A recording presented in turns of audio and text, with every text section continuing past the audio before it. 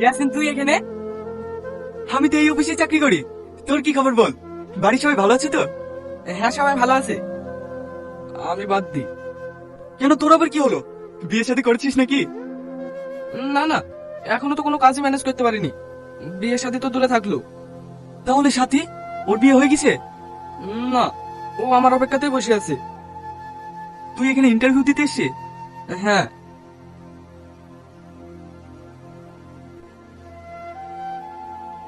তুই অন্য কোথাও গিয়ে ইন্টারভিউ দিগা, এখানে কাজ করতে হবে না।